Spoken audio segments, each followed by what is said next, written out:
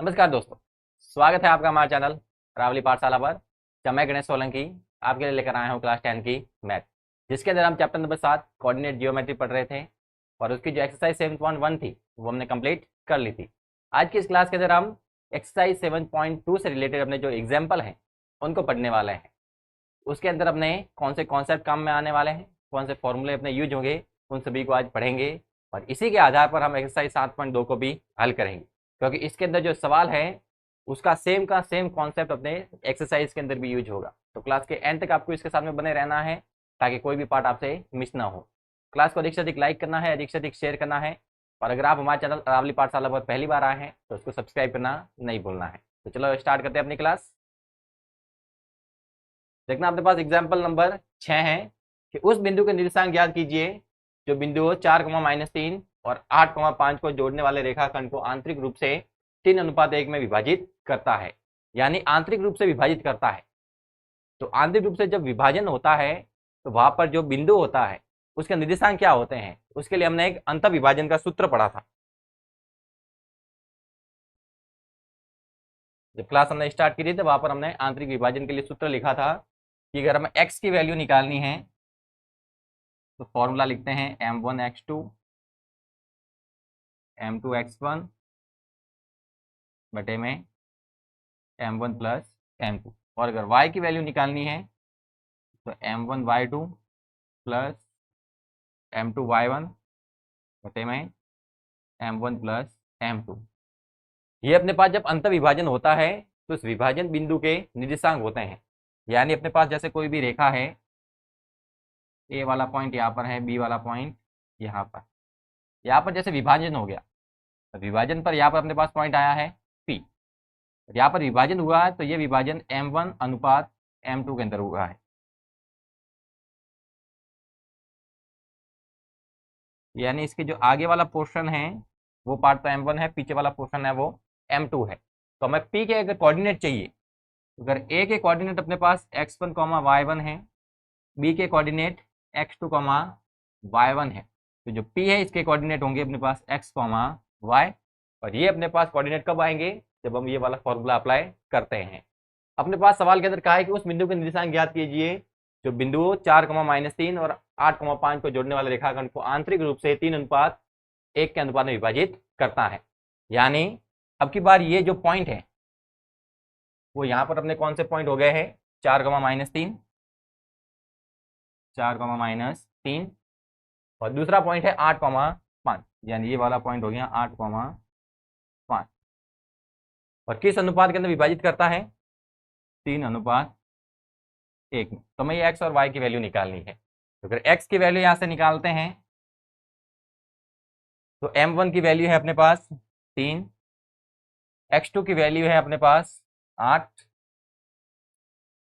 m2 की value है अपने पास 1, x1 की वैल्यू है अपने पास 4 और बटे में m1 प्लस m2 यानी 3 प्लस 1, तो 3 × 8 24 हो गया, प्लस 1 × 4 4 बटे में 4, तो ये हो गया 28/4। तो x की वैल्यू तो हमें मिल गई है 7। वैसे ही अगर हमें y की वैल्यू निकालनी है तो उसके लिए m1/2 m2 y1 बटे में m1 प्लस m2, तो m1 की वैल्यू हो जाएगी 3, y2 की वैल्यू है अपने पास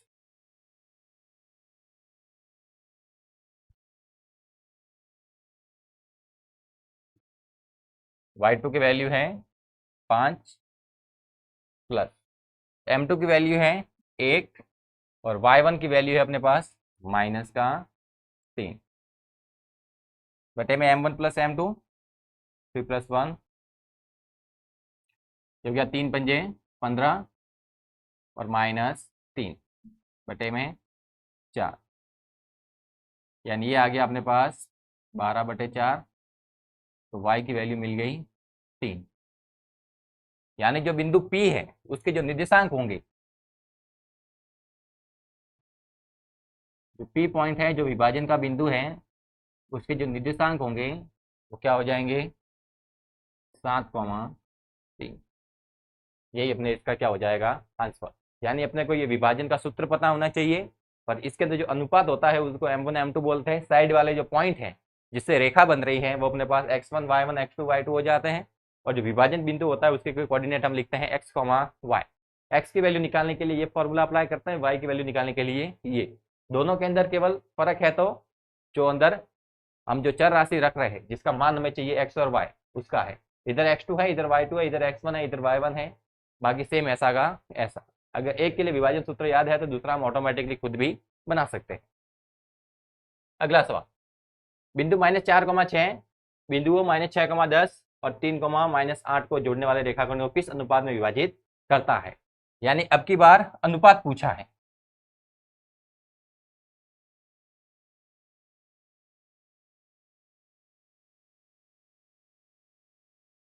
ये दो अपने पास पॉइंट हैं कि बिंदु -4,6 बिंदु -6,10 और 3,-8 को जोड़ने वाले रेखाखंड को किस अनुपात में विभाजित करता है। मतलब विभाजन करने वाला बिंदु ये है और ये किसको विभाजित करता है? इन दो बिंदुओं को मिलाने वाले रेखाखंड को। यानी ए वाला पॉइंट अपने पास ये हो जाएगा, बी वाला पॉइंट ये हो जाएगा। ए वाला पॉइंट है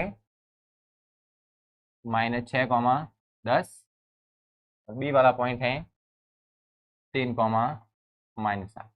इसको विभाजित कौन कर रहा है? -4,6 माना कि पी वाला पॉइंट। इसके कोऑर्डिनेट दिए हुए हैं -4,6। कहा ये किस अनुपात में विभाजित करता है? तो हमने कहा कि ये इसे m1 अनुपात m2 में विभाजित करता है। किस अनुपात में? m1 अनुपात m2 में। ये x1 y1 है, ये x2 y2 है। ये x और y की वैल्यू अब की बार दी हुई है, ये ध्यान रखना। अब की बार x और y की वैल्यू दी हुई है, हमें अनुपात चाहिए। यानी अब की बार जो फॉर्मूला है वो सेम लिखोगे, लेकिन वहां पर जो वैल्यू है वो हमें x की तो पुट करनी है, लेकिन m1 और m2 की वैल्यू पुट नहीं करनी है। m1 को m1 लिखना है, m2 को m2 लिखना है। देखना, यहां से हम कहते हैं कि माना -4,6 रेखाखंड AB को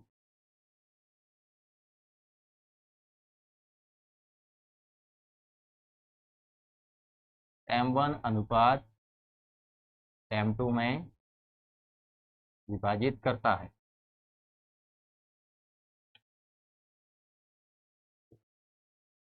किस अनुपात में? m1 अनुपात m2 में। तो फॉर्मूला वो का वो x बराबर अब लिखते हैं m1 x2 m2 x1 और बटे में m1 प्लस m2। देखना अब की बार हमें सारी वैल्यू पुट करनी है m1 और m2 को छोड़कर, यानी x x2 x1 ये वाली वैल्यू हमें यहाँ पर रखनी है। तो x की वैल्यू अपने पास कितनी होगी? ये अपने पास होते हैं x1 y1, ये x2 y2 और ये वाले पॉइंट होते हैं अपने पास x, y। यानी x की जगह हम लिख देंगे -4, m1 की जगह m1 ही रखना है और x2 की जगह हो जाएगा 3 प्लस m2 की जगह m2 और x1 की जगह हो जाएगा -6 बटे में m1 plus m2 as it is. ये अपने पास भाग में दिया हुआ है, बराबर के उधर जाएगा तो गुणा में, तो -4 गुणा m1 प्लस m2। इसका मल्टीप्लाई हो जाएगा 3 इंटू m1 3m1 और -6 इंटू m2 -6m2। इसका भी मल्टीप्लाई करते हैं -4m1 -4m2 3m1 -6m2। अगर हम m2 वाला पार्ट इधर लाते हैं या फिर m2 वाला पार्ट उधर लेके जाओ, m1 वाला पार्ट इधर लेके आओ, आपको इस प्रकार से इसको अरेंज करना है कि m1 वाले हैं वो एक साइड आ जाए, m2 वाले एक साइड आ जाए।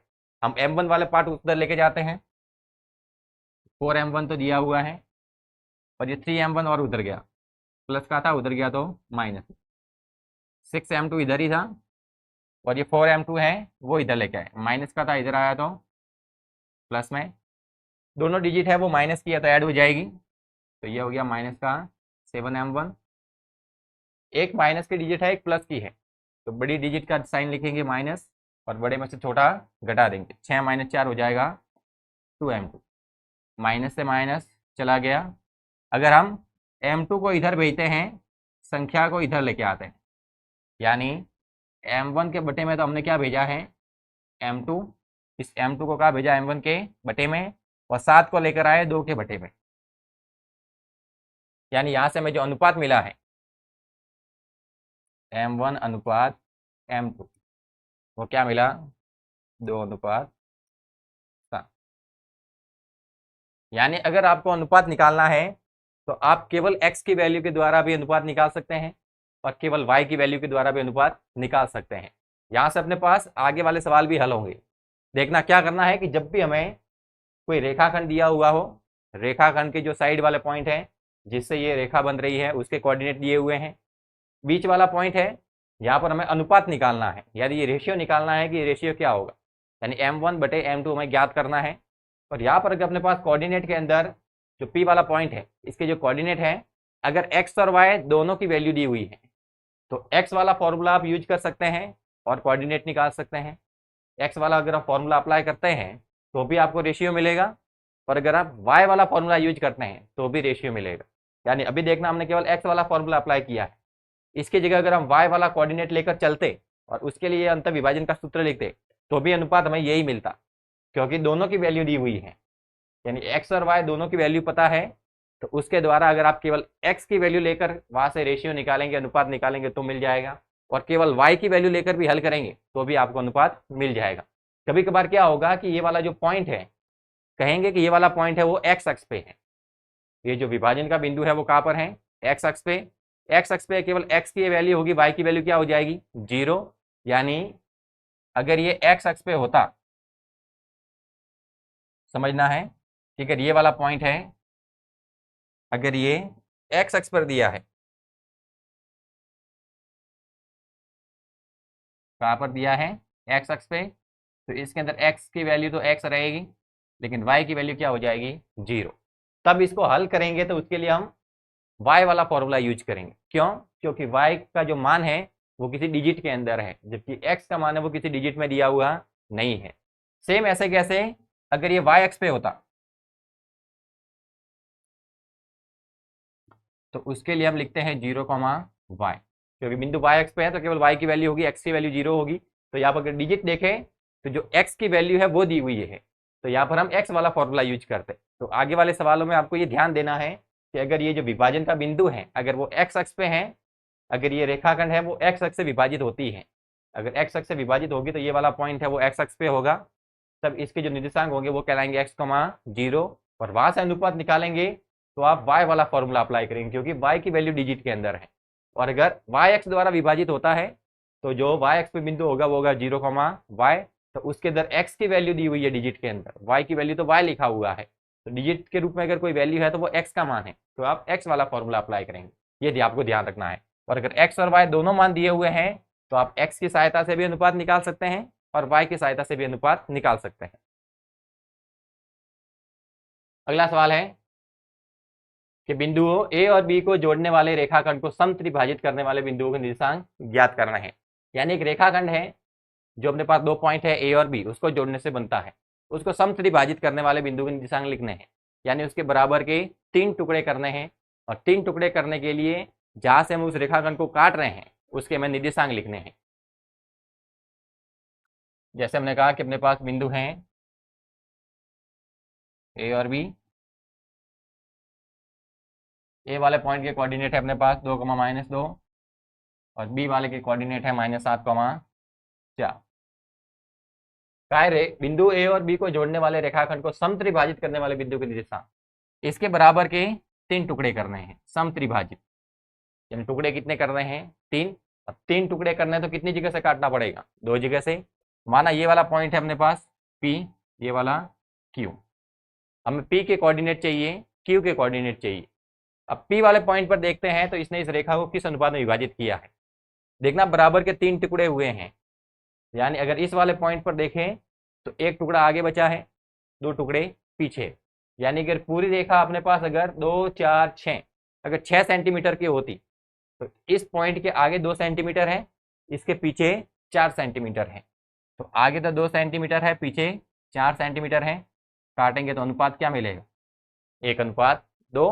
तो यहाँ पर आप ऐसे भी कह सकते हैं कि इस पॉइंट के आगे एक भाग है और पीछे बराबर के दो भाग हैं, यानी यहाँ पर जो अनुपात होगा वो हो जाएगा 1:2। और सेम अगर हम क्यू वाले पॉइंट पर डिस्कस करते हैं तो इसके आगे कितने पार्ट हैं, 2 हैं, और पीछे कितना पार्ट है, 1। यानी यहाँ पर 2:2, आगे 4 सेंटीमीटर है, पीछे 2 सेंटीमीटर है, तो इसके लिए अनुपात हो जाएंगे 4:2, काटेंगे तो हो जाएगा 2:1। तो अनुपात आप इसी प्रकार से लिखते हैं कि अगर किसी वाले पॉइंट पर आपको उसके अनुपात लिखने हैं तो उसके आगे कितने पोर्शन है वो देखना है, पीछे कितने पोर्शन है वो, जबकि ध्यान रखना है कि जो सारे पोर्शन है वो बराबर होते हैं। तो सवाल के अंदर भी यही कहा है, समत्रिभाजित, यानी ये बराबर के 3 टुकड़े हैं, तो इसके पीछे 2 टुकड़े हैं और आगे 1 टुकड़ा है, तो 1:2। इसके आगे 2 टुकड़े हैं, पीछे 1 टुकड़ा है, तो 2:1। हम डिस्कस करते हैं पहले पी पर। पहले हम कौन सा पॉइंट चुनते हैं, पी। हम पी के निर्देशांक निकालते हैं, तो लिखना है माना बिंदु पी के निर्देशांक बराबर x, y। पी के जो हमने निर्देशांक चुने हैं वो चुने हैं x, y। अब इसके लिए ये x1 y1 होगा, ये x2 y2 होगा, और ये 1:2 है। तो इसके लिए सारी वैल्यू आप लिखना चाहें तो लिख सकते हैं। x1 बराबर है 2, y1 बराबर है -2, x2 बराबर है आपके पास -7, और y2 बराबर है क्या, m1 m2 भी लिख सकते हैं। m1 इसके लिए हो जाएगा 1, m2 हो जाएगा 2। x की वैल्यू निकालने के लिए m1 x2 plus m2 x1 बटे में m1 प्लस m2। तो x बराबर m1 की वैल्यू अपने पास कितनी है, 1, x2 की वैल्यू -7 प्लस m2 की वैल्यू 2, x1 की वैल्यू +2 बटे में m1 प्लस m2 यानी 1 + 2। तो ये हो गया -7 +4 बटे में 3, तो -3 बटे में 3, तो x की वैल्यू आ गई -1। वैसे ही y वाला फॉर्मूला अगर अप्लाई करते हैं तो ये हो जाएगा m1 y2 plus m2 y1 बटे में m1 प्लस m2। m1 की वैल्यू 1, y2 की वैल्यू 4, m2 की वैल्यू 2, y1 की वैल्यू -2,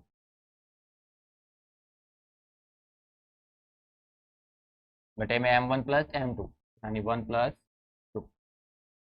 तो y बराबर हो जाएगा अपने पास 1 × 4 4, 2 × -2 -4 बटे में 3, तो ये हुआ 0/3।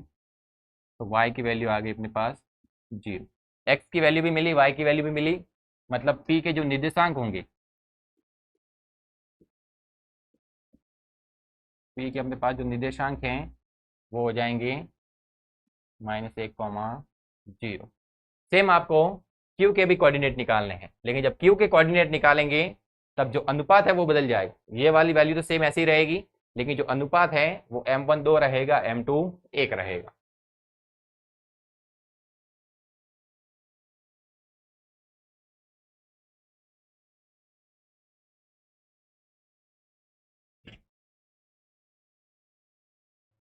लिखते हैं यहाँ पर कि माना बिंदु Q के निर्देशांक अब की बार x, y है। माना कि जो अपने पास बिंदु Q है, माना बिंदु Q के निर्देशांक बराबर x, y, x1 y1 x2 y2 m1 m2। 2 - 2 x2 y2 -7, 4, और अनुपात है 2:1। अगर आप ये वैल्यू सारी पहले लिखते हैं तो आगे आपको कैलकुलेशन के अंदर बिल्कुल भी दिक्कत का सामना नहीं करना पड़ेगा। एक्स की वैल्यू निकालनी है, अंतर विभाजन के लिए फॉर्मूला लिखते हैं m1x2 प्लस m2x1 बटे में m1 plus m2।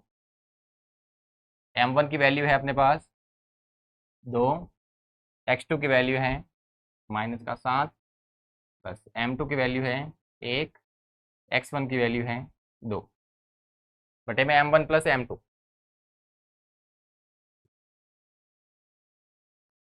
2 plus 1, 2 into -7 -14 plus 2 बटे में 3।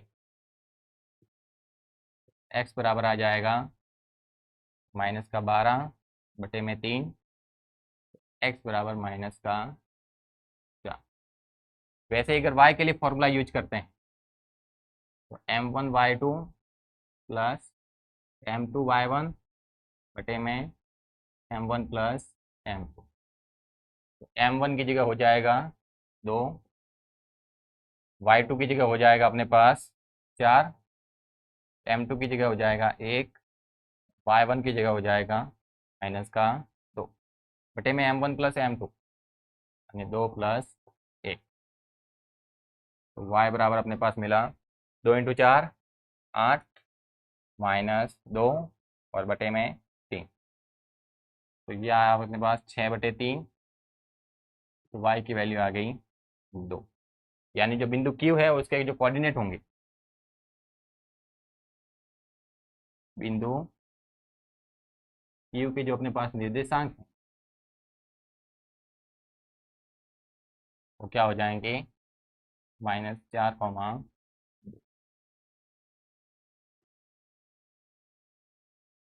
नेक्स्ट अगला है अपने पास कि बिंदुओं 5, -6 और -1, 4 को जोड़ने वाले रेखाखंड को y अक्ष किस अनुपात में विभाजित करता है, इस प्रतिच्छेद बिंदु के निर्देशांक भी ज्ञात करने हैं। मतलब पहले तो हमें ये बताना है कि ये जो दो बिंदु हैं इसको y अक्ष है वो कौन से अनुपात में विभाजित करता है, यानी m1 अनुपात m2 पता करना है। उसके बाद में उस विभाजन बिंदु के निर्देशांक भी लिखने हैं। देखना हमने यहाँ पर कुछ बात कही थी कि इसी प्रकार का ये सवाल था कि ए और बी को मिलाकर रेखाखंड बनता है, बीच में कोई अपने पास पॉइंट है P। यहाँ पर अगर दोनों वैल्यू दी गई है तो आप x वाली वैल्यू लेकर भी अनुपात निकाल सकते हैं, y वाली वैल्यू लेकर भी अनुपात निकाल सकते हैं। लेकिन अगर कहा गया है कि ये वाला बिंदु है वो x अक्ष पे है तो x, 0 होगा और y अक्ष पे है तो y 0, y। अगर x अक्ष पे है तो आपको y की वैल्यू लेकर हल करना है और अगर y अक्ष पे है तो x की वैल्यू लेकर हल करना है, क्योंकि x अक्ष पर जब बिंदु होता है तो y की वैल्यू 0 होती है, तो डिजिट के अंदर वैल्यू है वो y की दी हुई है, और y अक्ष पे बिंदु है तो वो 0, y के रूप में लिखा जाता है, जहाँ पर डिजिट के अंदर जो वैल्यू है वो x की लिखी हुई है। इसलिए x अक्ष पर बिंदु है तो y वाला फॉर्मूला यूज करेंगे यहाँ पर, और अगर y अक्ष पे बिंदु है तो x वाला फॉर्मूला यूज करेंगे। तो यही वाला सवाल अपने पास आ गया है कि बिंदुओं 5, -6 और -1, 4 को जोड़ने वाले रेखाखंड, यानी रेखाखंड हो गया अपने पास 5, -6 और -1, 4। इसको जोड़ने वाले रेखाखंड को, इनको जोड़ा रेखाखंड बन गया। इसको y अक्ष किस अनुपात में विभाजित करता है, मतलब यहाँ पर जैसे y अक्ष आ रहा है तो उस y अक्ष ने इस रेखा को क्या कर दिया है, काट दिया है। माना कि y अक्ष ने इसको यहाँ पर काटा है, तो y अक्ष ने काटा है तो ये वाला पॉइंट है वो y अक्ष पर है, और y अक्ष पर अगर कोई बिंदु है तो उसके जो कोऑर्डिनेट होंगे वो हो जाएंगे 0, y। कोऑर्डिनेट क्या हो जाएंगे 0, y। y अक्ष विभाजित कर रहा है मतलब यहाँ पर y अक्ष वाला पॉइंट है, तो ये हो गया 0, y। तो ये किस अनुपात में विभाजित करता है, माना कि m1 अनुपात m2 में, ये कहलाता है अपने पास x1 y1, ये कहलाता है x2 y2, और ये वाले पॉइंट है x, y। सेम देखना यहाँ पर हम जो फॉर्मूला यूज करेंगे अंतर विभाजन में वो x वाला यूज करेंगे, क्योंकि डिजिट के अंदर वैल्यू देखे तो वो x की है, क्योंकि y वाला अगर फॉर्मूला यूज कर लिया तो y की जगह हम कोई मान नहीं रख पाएंगे, तो वहां से हमें कोई वैल्यू नहीं मिलेगी। अगर हमें वैल्यू प्राप्त करनी है तो x वाला फॉर्मूला यूज करना पड़ेगा, क्योंकि x का मान सवाल में दिया हुआ है। तो कहेंगे माना रेखाखंड ए बी को वाई अक्ष M1 अनुपात M2 में विभाजित करता है।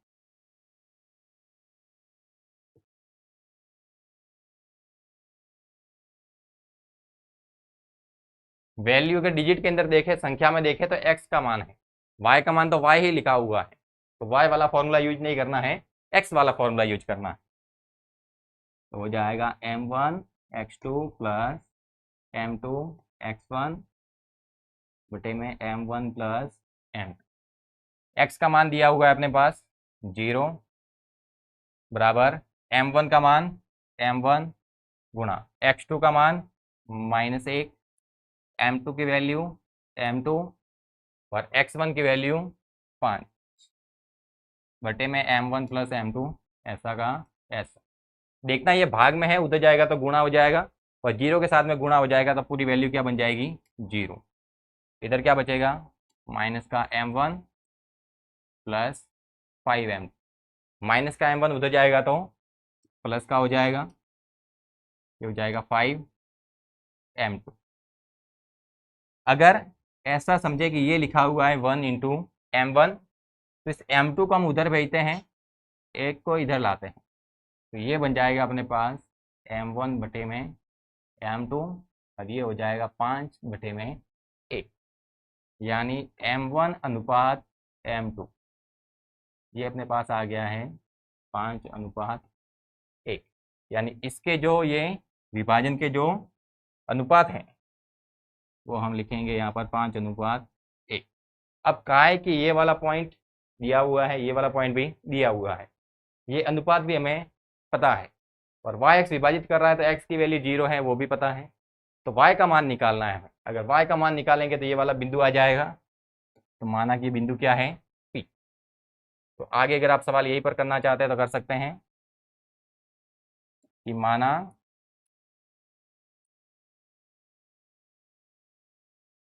बिंदु P के निर्देशांक वो है अपने पास 0, y, तो ये वाली वैल्यू तो अपने पास 0 पता है, y की वैल्यू निकालनी है तो केवल y के लिए फॉर्मूला रखना है, तो जाएगा y बराबर M1 y2 M2 y1 बटे में M1 प्लस M2। y की जगह y, M1 की जगह अब क्या अनुपात हमें पता है 5, y2 की वैल्यू 4, M2 की वैल्यू 1, y1 की वैल्यू माइनस का 6 बटे में M1 प्लस M2 यानी 5 प्लस 1, 5 गुणा 4 20, 1 गुणा 6 माइनस का 6 बटे में आ जाएगा 6, 20 में से 6 गए तो 14, ये आ गया 6, काटेंगे तो हो जाएगा 7 बटे 3, यानी जो बिंदु P है उसके जो निर्देशांक होंगे वो हो जाएंगे 0, y, तो 0, 7 बटे 3, ये P के कोऑर्डिनेट आएंगे। तो पहले तो हमने अनुपात निकाला वो मिला 5 अनुपात 1, उसके लिए हमने फॉर्मूला x वाला लिखा है क्योंकि केवल x का मान दिया हुआ है। अगर y वाला यूज करते तो यहाँ पर y का मान y ही रहता, तो ये आगे हल ही नहीं हो पाता। तो सेम अगर ये वाला सवाल x अक्ष पे आता है, जो आपके एक्सरसाइज के अंदर क्वेश्चन भी आएगा, उसके अंदर कहा जाएगा कि दो बिंदु हैं, उसको x अक्ष किस अनुपात में विभाजित कर रहा है, तो x अक्ष विभाजित कर रहा है तो उसके लिए जो कोऑर्डिनेट होंगे वो हो जाएंगे x, 0।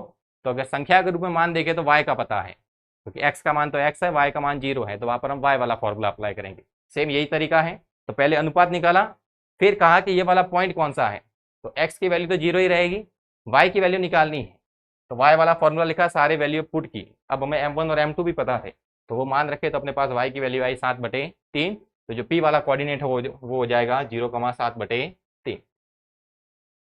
अगला सवाल नंबर 10, यदि बिंदु A, B, C और D एक समांतर चतुर्भुज के शीर्ष इसी क्रम में हो तो P का मान ज्ञात करना है। कि आपके पास एक समांतर चतुर्भुज है जिसके आपके पास 4 शीर्ष दिए हुए हैं और कहा है इसी क्रम में। अब इसी क्रम में तो हमें क्रम को तोड़ना नहीं है, एज इट इज रखना है। अब एज इट इज रखना है मतलब या तो उसको क्लॉकवाइज रख दो या फिर एंटी क्लॉकवाइज, यानी या तो घड़ी की दिशा में बिंदु रखते जाना है या फिर घड़ी की विपरीत दिशा में। ऐसा नहीं कि आप एक पॉइंट यहाँ रख रहे हैं, एक यहाँ रख रहे हैं, फिर एक यहाँ और एक यहाँ, ऐसे चारों ओर नहीं भागना है, या तो ऐसे चलना है या फिर ऐसे चलना है। कहा है ए बी सी डी, तो माना कि ए वाला पॉइंट अपने पास यहाँ है, बी वाला पॉइंट यहाँ, सी वाला पॉइंट यहाँ और डी वाला पॉइंट यहाँ। ए के जो कोऑर्डिनेट हैं वो है 6,1, बी के कोऑर्डिनेट हैं 8,2, सी के कोऑर्डिनेट हैं 9,4 और डी के कोऑर्डिनेट हैं P,3। का ये समांतर चतुर्भुज के शीर्ष इसी क्रम में हो तो P का मान बताना है, यानी ये जो P है इसकी वैल्यू पता करनी है। तो उसके लिए हमें समांतर चतुर्भुज की प्रॉपर्टी पता होनी चाहिए कि जो समांतर चतुर्भुज होता है इसके विकर्ण है वो परस्पर समद्विभाजित होते हैं। अब विकर्ण परस्पर समद्विभाजित होते हैं इसका मतलब, यानी एक विकर्ण इसका AC है और एक विकर्ण इसका BD, यानी ये जो AC और BD है जहां पर भी मिलेंगे वहां पर ये दोनों विकर्ण है वो समद्विभाजित होंगे। यानी ये दोनों विकर्ण यहाँ पर मिले हैं, माना कि ये वाला पॉइंट क्या है, P है, तो ये जो P वाला पॉइंट है ये जो AC विकर्ण है इसके भी दो बराबर टुकड़े करेंगे, यानी P के इधर ये इस विकर्ण का आधा भाग होगा, इधर आधा भाग होगा, यानी AC का मध्य बिंदु हमें क्या मिला है, P मिला है। इसका यही मतलब हुआ कि AC के अंदर ये वाला आधा भाग इधर है, आधा भाग इधर है, तो ये जो P है वो AC का क्या हो गया, मध्य बिंदु। वैसे ही जो विकर्ण BD है इसका आधा भाग इधर है और आधा भाग इधर है, यानी विकर्ण BD का भी मध्य बिंदु क्या है, P है। यानी ये जो P वाला पॉइंट है ये दोनों विकर्णों के लिए मध्य बिंदु कहलाता है। ये समांतर चतुर्भुज की प्रॉपर्टी होती है कि इसके जो विकर्ण है वो परस्पर समद्विभाजित होते हैं, यानी ये जो बीच वाला पॉइंट है ये दोनों विकर्णों के लिए क्या कहलाएगा, मध्य बिंदु। तो इस प्रकार से आप AC का मध्य बिंदु निकालेंगे तो भी P आएगा और BD का मध्य बिंदु निकालेंगे तो भी P आएगा। अब दोनों के मध्य बिंदु बराबर आने चाहिए, अगर बराबर नहीं आ रहे हैं, कोई दूसरी वैल्यू आ रही है जैसे x और y के अंदर, तो आप x वाले भाग की x के साथ में तुलना कर सकते हैं, y वाले भाग की y के साथ में तुलना कर सकते हैं। तो यहाँ पर हम कह सकते हैं कि AC का मध्य बिंदु और BD का मध्य बिंदु दोनों आपस में क्या होंगे, बराबर। तो पहले तो लिखना है कि कारण क्या है, तो कारण ये है कि समांतर चतुर्भुज के जो विकर्ण हैं वो परस्पर समद्विभाजित होते हैं। समांतर चतुर्भुज के विकर्ण है वो परस्पर समद्विभाजित होते हैं। तो AC का मध्य बिंदु और BD का मध्य बिंदु वो अलग अलग नहीं होगा, दोनों क्या होंगे, समान होंगे, यानी AC का मध्य बिंदु है वो BD के मध्य बिंदु के बराबर ही आएगा। यानी लिख सकते हैं AC का मध्य बिंदु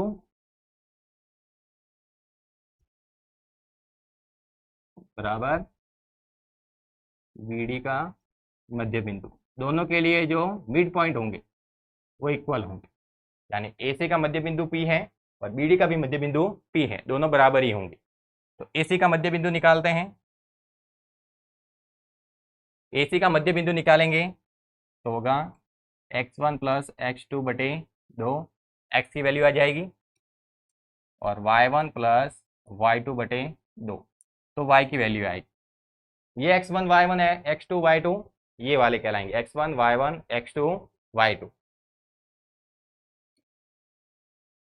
और अगर BD का मध्य बिंदु निकालना है तो इसके लिए भी सेम, x1 प्लस x2 बटे 2, y1 प्लस y2 2 बटे 2, लेकिन इसके लिए x1 y1 है ये कहलाएंगे x1 y1 x2 y2, यानी दोनों के लिए x1 x2 y1 y2 की वैल्यू अलग होगी।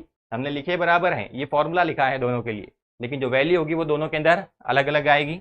अगर AC की बात करते हैं पहले, तो इसके अंदर x1 हो जाएगा अपने पास 6 प्लस x2 हो जाएगा 9 बटे में 2, y1 हो जाएगा 1 प्लस y2 हो जाएगा 4 बटे में 2। अब BD के अंदर बात करते हैं तो ये x1 y1 ये x2 y2, तो x1 की वैल्यू है अपने पास 8 प्लस x2 की वैल्यू है P बटे में 2, फिर y1 की वैल्यू है 2 और y2 की वैल्यू है 3। तो 2 + 3 बटे में 2, ये 6 + 9 15/2 और ये हो जाएगा 5/2। इधर 8 + p/2 और ये 2 + 3 ये भी हो जाएगा 5/2। देखते हैं तो ये दोनों बिंदु आपस में बराबर होने चाहिए।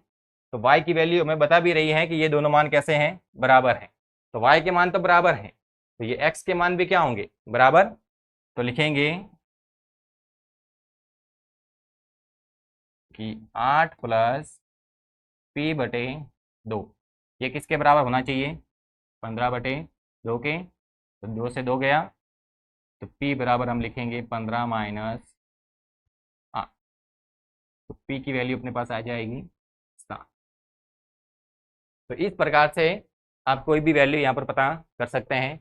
हो सकता है कि आपको यहाँ पर 2 वैल्यू पूछें, जिसके अंदर हो सकता है कि यहाँ पर ये वाली वैल्यू दी हुई थी, यहाँ पर ये p की वैल्यू हमने ज्ञात की।